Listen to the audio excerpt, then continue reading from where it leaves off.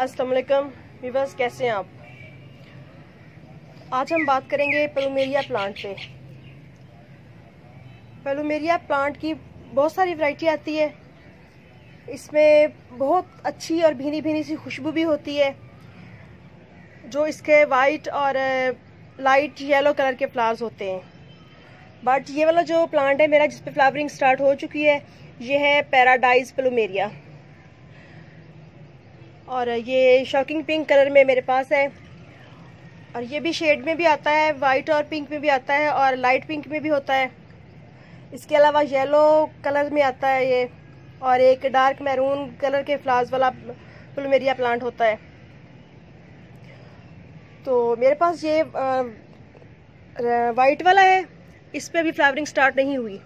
But ये जो paradise plumeria है, इस पे फ्लावरिंग स्टार्ट हो चुकी है और तकरीबन 1 महीना हो चुका है इस पे फ्लावरिंग होते हुए।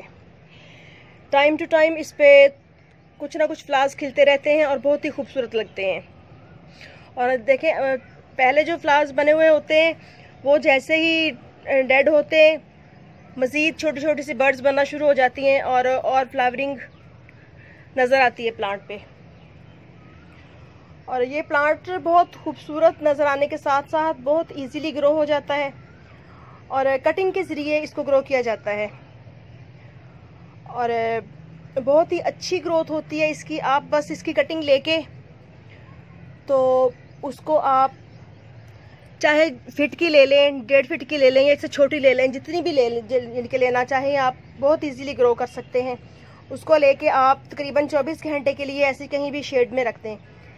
क्योंकि इसके जो जब इसकी स्टेम कटती है या इसका कोई भी लीव कटता है, चलिए मैं आपको दिखाती हूँ, तो उसमें से एक सैप सा निकलता है। ये अभी पानी देते हुए एक इसका लीव उतर गया है मुझसे। तो ये देखें, इस तरह से इसमें से ये मिल्क सा निकलता है। तो 24 घंटे शेड में रखने से ये होगा कि वो जो मॉइस्चर सा निकलता है वो ख़त्म हो जाएगा, और रूटिंग में आसानी होगी, रूटिंग स्टार्ट करने में इस प्लांट को। तो उसके बाद आप इसको जस्ट भल वाली मिट्टी में लगा दें, और एक दफ़ा पानी देके कहीं भी ऐसी किसी अपने गार्डन के कॉर्नर में रख दें, अपने घर में किसी ऐसी साइड पे रख दें जहाँ पे बार बार वो जो पॉट है उसको हिलाना ना पड़े, या जो कटिंग लगाई हुई है वो रॉकिंग ना करे। क्योंकि अगर जो कटिंग हम लगाएंगे वो रॉकिंग करती रहेगी तो उसकी रूट्स डेवलप नहीं हो पाएंगी जल्दी, और कटिंग ज़ाया हो जाएगी आपकी। और अगर हम 2-3 कटिंग लगा लेते हैं इसकी, और एक कटिंग भी हमारी कामयाब हो जाती है, तो समझें कि हम सक्सेसफुल हैं, बहुत अच्छी कामयाबी मिल चुकी है हमें। क्योंकि हम लोग कोई प्रॉपर गार्डनर तो है नहीं, अपना शौक़ पूरा करने के लिए हम प्लांट्स को ग्रो करते हैं। तो जब एक प्लांट हमारे पास होता है तो हमारी कोशिश होती है कि हम इस एक प्लांट को मज़ीद कई प्लांट्स में चेंज करें। और ये वाला जो मेरा प्लांट है देसी प्लूमेरिया वाला, ये भी मैंने कटिंग के ज़रिए ग्रो किया था। और इसके अलावा भी मैंने एक छोटी सी कटिंग लगाई हुई है, वो भी माशाल्लाह बहुत अच्छे से चल रही है। और ये वाला प्लांट जो है ये मेरे पास कैसे आया, चलिए मैं आपको ये भी बताती हूँ आज। लास्ट ईयर मैंने ये वाला पिंक फ्लावर्स वाला प्लांट देखा कहीं, मैंने कटिंग ला के लगाई, लेकिन बारिशों का मौसम था तो वो सरवाइव ना कर पाई। उसके बाद मैंने नर्सरी से प्लांट मंगवाया, जो कि नर्सरी वाले भैया ने 100 का दिया। और जब वो मेरे पास प्लांट पहुंचा तो मैंने देखा कि वो बिल्कुल फ्रेश कटिंग लगी हुई है, जो कि अभी स्टार्ट नहीं कर पाई अपनी ग्रोथ। लेकिन फिर भी मैंने उसको अच्छी तरह रखना चाहा, अच्छा माहौल दिया, प्रॉपर उसकी वाटरिंग का ख्याल रखा। लेकिन वो मैंने फील किया कि कुछ दिन के बाद जो उसकी स्टेम थी वो इस तरह से ना नरम नरम सी होने शुरू हो गई थी। तो फिर मैंने दोबारा नर्सरी वाले से रब्ता किया कि आपने इस तरह से प्लांट दिया है और वो तो नहीं चल रहा, क्योंकि उसकी मिस्टेक थी। तो उसने कहा कि आप मुझे वो प्लांट वापस करें। उसने मुझे उसी प्लांट के बदले फिर ये वाला प्लांट दिया, जो कि इतना प्लांट था, और ये भी कटिंग लगी हुई थी, बट कुछ टाइम गुजर चुका था कटिंग लगी को। तो इसकी इतनी जो ग्रोथ है ये मेरे पास आके हुई है 1 साल में, और ये फर्स्ट फ्लावरिंग है इस प्लांट पे इस साल। और माशाल्लाह देखिए कितने अच्छे और खूबसूरत लग रहे हैं ये प्यारे प्यारे से फ्लावर। और इन वाले फ्लावर्स में से खुशबू नहीं आती, लेकिन जो वाइट और येलो कलर के होते हैं, ये वाला जो देसी प्लूमेरिया होता है, इसमें से बहुत ही प्यारी खुशबू आती है और दूर तक फैली हुई होती है। और वैसे ये प्लांट मेरे पास बहुत साल पहले से था वापडा कॉलोनी पे, तो वहाँ मेरे घर के बाहर लगा हुआ था और बहुत ही अच्छी और प्यारी प्यारी सी खुशबू आती थी। और वो प्लांट काफ़ी बड़ा पेड़ बन चुका था, लेकिन फिर शिफ्टिंग के बाद मेरे पास ये प्लांट नहीं था, क्योंकि वो ज़मीन पे लगा हुआ था, तो मैंने उसको निकाल के अपने साथ लाना मुनासिब नहीं समझा। तो इस तरह से अब मैंने ये दोनों प्लांट दोबारा कटिंग के ज़रिए ग्रो किए हैं। तो इसको किस तरह से हमने लगाना है, ये तो बात होगी कि हम इसको कटिंग के ज़रिए इजीली ग्रो कर सकते हैं अपने घर में। और किस तरह की मिट्टी में लगाना है, आई थिंक ये भी आपको समझ आ गया होगा कि ऐसी सॉइल आप इसको प्लूमेरिया को ग्रो करने के लिए लें जो कि बहुत ज़्यादा पानी को अपने अंदर देर तक होल्ड ना रखती हो। तो इसके लिए सबसे बेहतर जो मिट्टी होती है वो भल वाली मिट्टी होती है। अगर आपके पास भल वाली मिट्टी नहीं है और आप ये प्लांट ग्रो करना चाहते हैं, तो अपने गार्डन की सॉइल लेके, या कोई भी आप जहाँ से मिट्टी अवेलेबल हो आपको वो लेके, तो उसमें आप सैंड शामिल कर लें, तो वो भी अच्छा मिक्सचर बन जाता है। और बस इस प्लांट को पानी बहुत ज़्यादा नहीं चाहिए होता, तो आप बस एक दफ़ा वाटरिंग कर दें, उसके बाद हल्की हल्की नमी बरकरार रखने की कोशिश करें मिट्टी में, तो ये प्लांट इजीली आपके पास रह जाएगा और इसकी रूटिंग स्टार्ट हो जाएगी और ऊपर से शूटिंग स्टार्ट हो जाएगी। इसके बाद हम बात करते हैं कि प्लूमेरिया प्लांट की जो पानी की ज़रूरत है वो कितनी है। तो प्लूमेरिया प्लांट जो है ये अपने अंदर काफ़ी पानी जज़ब किए हुए होता है। इसकी स्टेम्स में बहुत पानी होता है जो सहबनुमा मिल्क सा होता है, तो इसको बहुत ज़्यादा पानी की ज़रूरत नहीं होती। मैंने तो चूँकि अभी थोड़ी देर पहले प्लांट को ऊपर से धोया है और रात हमारे यहाँ बारिश भी हुई है और मेरे तमाम प्लांट्स की मिट्टी जो है वो काफ़ी गीली है।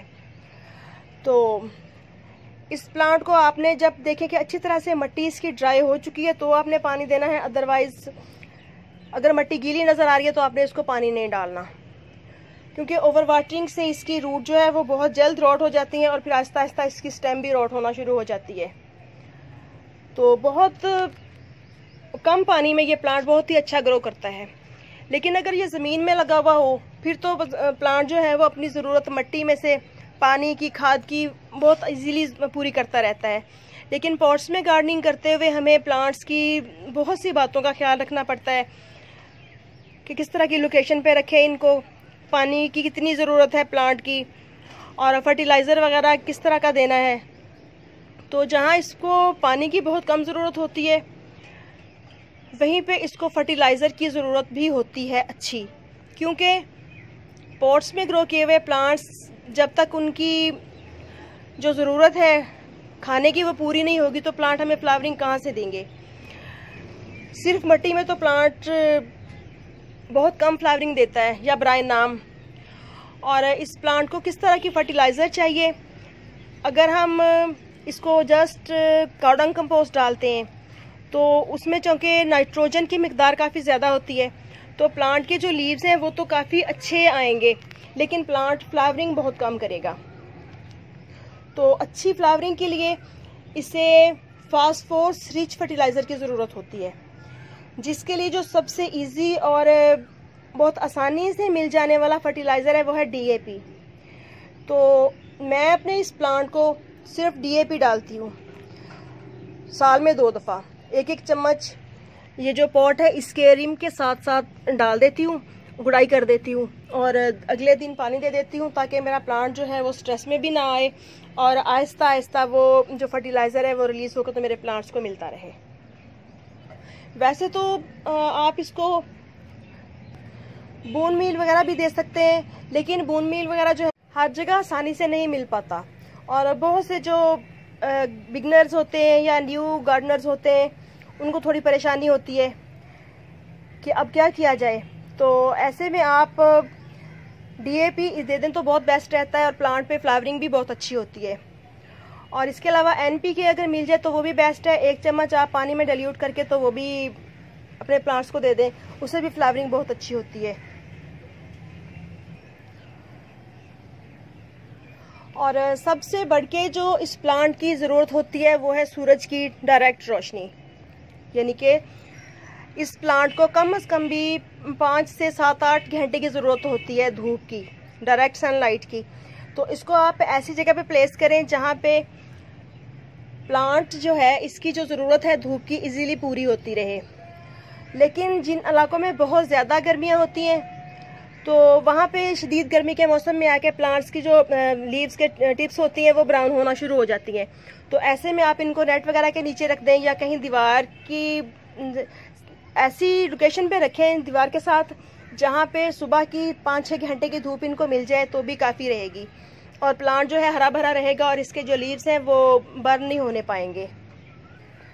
और नेट के नीचे रखने से भी ज़रूरत जो होती है प्लांट्स की धूप की वो पूरी कर लेते हैं। प्लांट्स जिनको ज़्यादा की ज़रूरत होती है वो ज़्यादा सक कर लेते हैं और जिनको कम की ज़रूरत होती है वो कम। लेकिन प्रॉपर माहौल मिल जाता है नेट के नीचे ना प्लांट्स को, जिस तरह की ज़रूरत होती है उस तरह से प्लांट अच्छी ग्रोथ करते हैं। और इस प्लांट को बाज़ औक़ात आपने देखा होगा कि इस प्लांट पे फंगस का अटैक हो जाता है। जिस तरह से मिली भग होती है, स्पाइडर माइट्स का अटैक होता है, वो इस तरह से होता है कि लीव्स के बैक साइड पे आपको नज़र आएंगे। और जो फंगस है उसमें भी प्लांट्स के जो लीव्स हैं उनके ऊपर पैचेस से बनने शुरू हो जाते हैं ब्राउन ब्राउन से। तो उसके लिए आप जो भी आपके इलाके से इजीली फंजीसाइड मिलता है वो थोड़ा सा लेके तो स्प्रे कर दें प्लांट पे, या आप थोड़ा सा घोल के मिट्टी में डाल दें, बिल्कुल कम क्वांटिटी में, बहुत ज़्यादा नहीं, क्योंकि ज़्यादा डालने से आपका प्लांट डाई भी हो सकता है। और प्लूमेरिया को भी आप छोटे बड़े प्लांट्स में सभी में लगा सकते, छोटे बड़े किसी भी पॉट में लगा सकते हैं आप। ये देखिए ये वाला मेरा जो प्लांट है ये वाला मेरा 12 इंच के पॉट में लगा हुआ है और ये वाला जो है ये 20 इंच के पॉट में लगा हुआ है। तो माशाल्लाह काफ़ी अच्छी ग्रोथ है। मैंने कटिंग छोटे पॉट्स में ग्रो की थी, उसके बाद जैसे जैसे प्लांट्स बड़े होते गए तो मैं इनको स्टेप बाय स्टेप बड़े प्लांटर्स में शिफ्ट करती गई। और ये देखें एक एक शाख के आगे से अब कितनी 3-3 4-4 निकली हुई हैं और एक परसों यहाँ से टूटी है और उसको फिर मैंने एज ए कटिंग और प्लांटर में ग्रो कर दिया है। तो जैसे ही आपका प्लांट बुशी होता जाए उसको कट कर करके आप मज़ीद कटिंग रेडी करते जाएं इसकी और काफ़ी सारे प्लांट बना लें। ऐसे ही मैंने एक और प्लांट ग्रो किया हुआ है, चलिए मैं आपको वो भी दिखाती हूँ।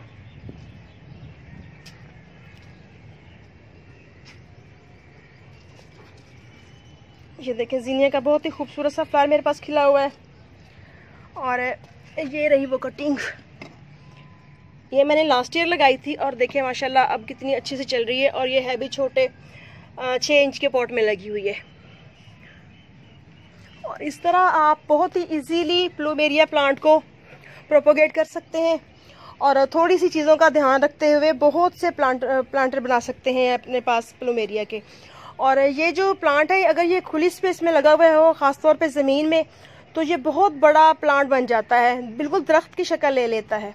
और जब फिर इस पर फ्लावरिंग होती है तो इतना खूबसूरत लगता है, बहुत ही प्यारा लुक दे रहा होता है ये। और ठंड के मौसम में जैसे ही बहुत ज़्यादा फोग पड़ती है तो ये प्लांट अपने सारे के सारे लीव्स जो है गिरा देता है। जस्ट ये खाली स्टेम खड़ी होती है, फिर जैसे बिल्कुल बेजान कोई स्टिक खड़ी हो। तो ऐसे में इस प्लांट को निकाल के फेंक नहीं देना, क्योंकि नेक्स्ट टाइम जैसे ही फिर गर्मी की तरफ मौसम आता है इस प्लांट पे न्यू स्प्राउटिंग शुरू हो जाती है और साथ ही फिर फ्लावरिंग स्टार्ट कर देता है ये प्लांट। और इस तरह के यानी कि फोग वाले मौसम में अगर आप इसको शेड में रख दें, कहीं बरामदे में रख लें या नेट के नीचे कहीं भी, तो इस तरह कुछ प्लांट्स के जो लीव्स हैं वो बच भी जाते हैं। सारे प्लांट के लीव यानी कि ख़त्म नहीं होते, नहीं गिरते। और इस पे जो पेस्ट वगैरह अटैक करते हैं जैसे मिली भग और स्पाइडर माइट्स वगैरह हो गए, तो उसके लिए आप नीम ऑयल का स्प्रे कर दें हर 10 दिन के बाद तमाम गार्डन में जिस तरह से करते हैं, या हफ्ते में 1 दफ़ा कर दें, तो ये प्लांट पेस्ट वगैरह से काफ़ी महफूज रह जाता है। बट मेरे प्लांट पे मैंने मिली भग्स के अलावा कभी भी कुछ नहीं देखा ऐसा। वो भी अगर गार्डन में है तो इस प्लांट पे आ जाती हैं, अदरवाइज स्पेशली इस प्लांट पे कुछ भी अटैक नहीं करता। और ये प्लांट बहुत ही इजीली आपके पास बहुत ही खूबसूरत तरीके से ग्रो करता रहता है और बहुत ही प्यारे प्यारे से फ्लावर्स देखने को मिलते हैं। और जो देसी वाली वैरायटी है इसके तो फिर फूलों में से खुशबू इतनी आती है कि सारे का सारा गार्डन महका हुआ होता है। तो ओके, इंशाल्लाह फिर मिलेंगे किसी नेक्स्ट वीडियो में नेक्स्ट टॉपिक के साथ। चैनल को सब्सक्राइब ज़रूर कीजिएगा और बेल आइकन प्रेस करना मत भूलिएगा, ताकि मज़ीद आने वाली वीडियोस के नोटिफिकेशन फ़ौरन आप तक पहुंचते रहें। तो अल्लाह हाफिज़।